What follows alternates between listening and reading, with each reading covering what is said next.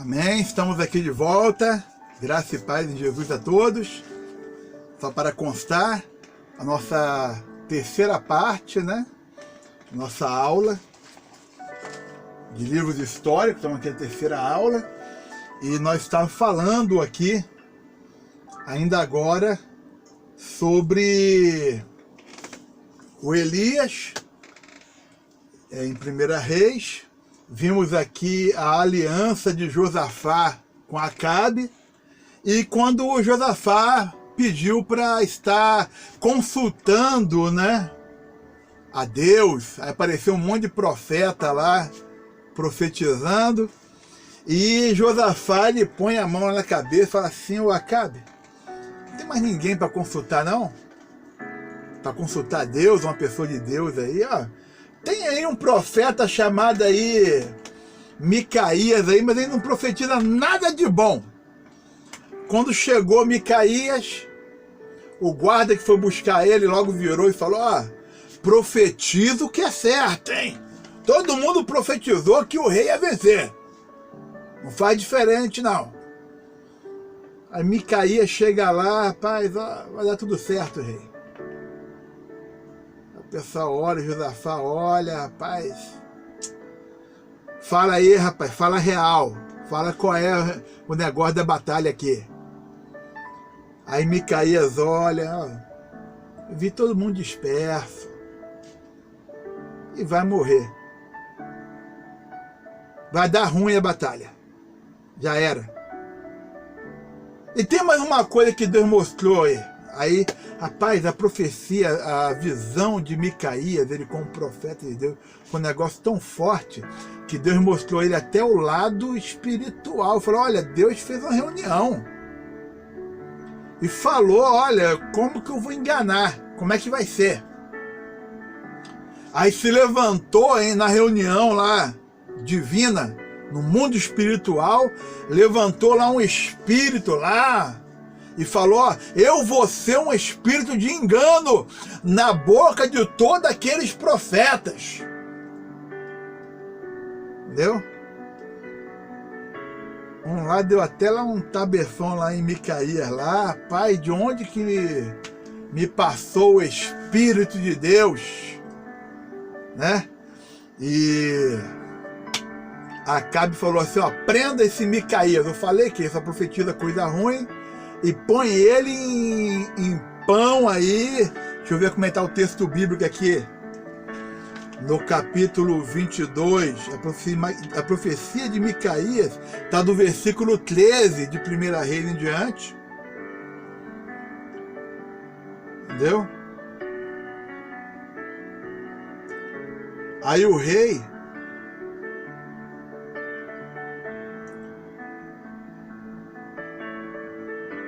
falou o seguinte, versículo 27. Assim diz o rei: metei este homem na casa do cárcere e angustiai-o com escassez de pão e de água, até que eu volte em paz.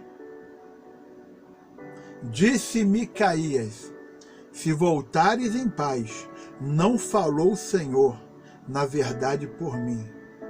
Né? E a história, na continuidade, realmente o rei Acabe morre na guerra, a guerra dá ruim, né? Quando chega, irmãos, o capítulo, o 2 Reis, logo no capítulo 2, se lembra que Deus tinha mandado Elias ungir 3 pessoas? Azael, rei sobre a Síria, Jeú, rei sobre Israel, e Eliseu, profeta, em seu lugar. Ele só ungiu a Eliseu, jogando a capa sobre Eliseu, mas Azael e Jeú não foi feito. Então, 2 Reis, no capítulo 2, nós temos o arrebatamento de Elias.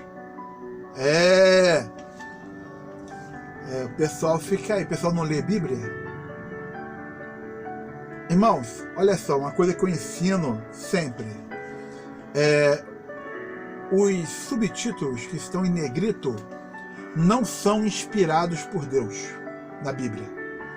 Eles foram postos ali, escritos, pela Sociedade Bíblica, por qual editora que for, para a nossa orientação, entendeu? E nas versões mais antigas, vinha escrito assim: Elias é elevado aos céus em um carro de fogo. Olha, o negócio dá ruim. Vou dar só uma pausa aqui rapidinho. Eu dei uma pausa no vídeo aqui, beber uma aguinha, que a garganta estava ruim. Mas o pessoal fica baseando pregação, ensinamento em subtítulo. Você tem que olhar para o texto bíblico.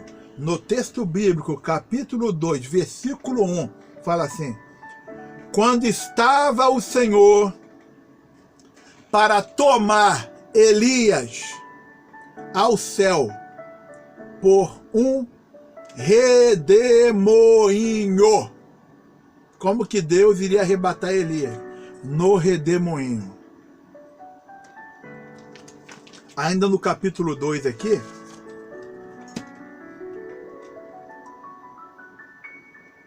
versículo 11 fala assim: indo eles, andando e falando, eis que um carro de fogo com cavalos de fogo os separou um do outro. E Elias subiu ao céu num redemoinho. Para que serviu o carro de fogo com cavalos de fogo? Para separar Elias de Eliseu. E como que Elias subiu ao céu? Num redemoinho. Carro de fogo foi só para separar. Então, Elias foi arrebatado ao céu em um redemoinho. Tem os 2 versículos bíblicos. Tem uma passagem bíblica que está clara. Ok? Então, vamos lá.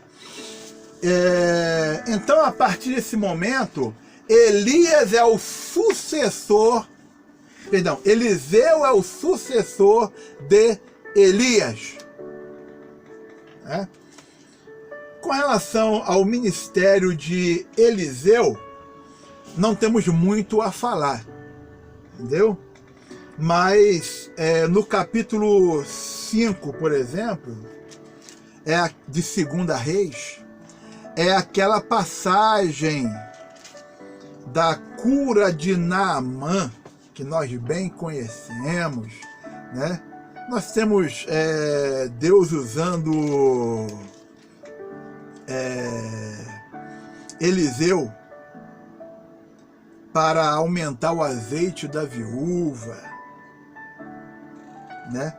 Nós temos Deus usando Eliseu para tirar a morte da panela, para fazer frutuar o machado. Tá, isso aí no capítulo 6. Tem muita coisa com Eliseu. Nós sabemos que quando Eliseu ele morreu, ele foi sepultado e passaram vários anos. Um belo dia o pessoal estava vindo carregando, né, um corpo, né, para ser sepultado. Viram um bando de inimigos vindo, saíram correndo. O primeiro buraco que ele achar, jogaram o corpo lá dentro e meteram o pé. E aquela cova que estava já aberta naquele tempo, depois de muitos anos, o que estava ali sepultado eram os ossos de Eliseu. Quando aquele corpo bateu nos ossos de Eliseu, o homem que estava morto ressuscitou. Está no texto bíblico, né? Depois você abre a tua Bíblia e revire, ok? E o que acontece, irmãos? Nós temos todo um conteúdo em que 1ª e 2ª Reis vai contando a história de cada rei nesse reino dividido. 1ª e 2ª Crônicas, que no hebraico é Divrei Hayamim Aleph. Aleph é a primeira crônica, e o Divrei Hayamim Bet é o 2 Crônicas, né? Tanto 2 Reis, 1ª e 2 Reis, uma hora falar, não está escrito sobre tal rei, né? No livro, das Crônicas dos Reis, né? Assim também, Crônica, uma hora vai falar, não está escrito no livro de Reis, e assim em diante, entendeu? O livro de 1ª e 2 Crônica, que continua contando a mensagem, ele foi escrito posteriormente, né? Mas nós vamos dar uma continuidade, vamos entrar aí falando sobre 2 Crônica, 1ª e 2 Crônicas, ok? Numa continuidade, quando chega no capítulo 8 de 2 Reis, Eliseu se encontra com Azael, entendeu? Não unge ele a rei, mas Eliseu olha para ele, começa a chorar. Azael olha para ele e fala assim, homem de Deus, por que você está chorando? Aí Eliseu olha para ele e fala, porque eu estou vendo o mal que você vai fazer para o povo. E você vai ser rei sobre a Síria. E Azael ouve a profecia, chega para o rei que estava doente, capital da Síria, Damasco, e vira para o rei, e, conforme a orientação do profeta, né? Você vai ficar bem, você vai ficar bom, rei, você vai ser curado. No outro dia ele adianta a situação, ele pega um pano com água, um pano molhado, vai na cabeça do rei, mata o rei, e Azael se torna rei sobre a Síria, né?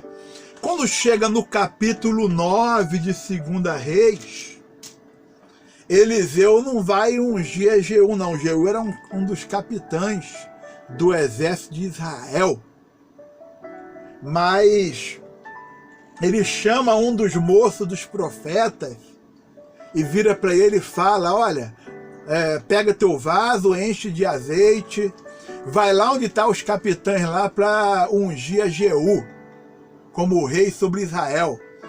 Aí o homem pega lá o vaso de azeite e chega lá, tem um monte de capitão, fala, ó, eu quero falar com o capitão. Aí todo mundo olha, nós todos somos capitães. É o capitão Jeú. Aí o homem vai, Jeú se levanta, sou eu. Quero falar particular.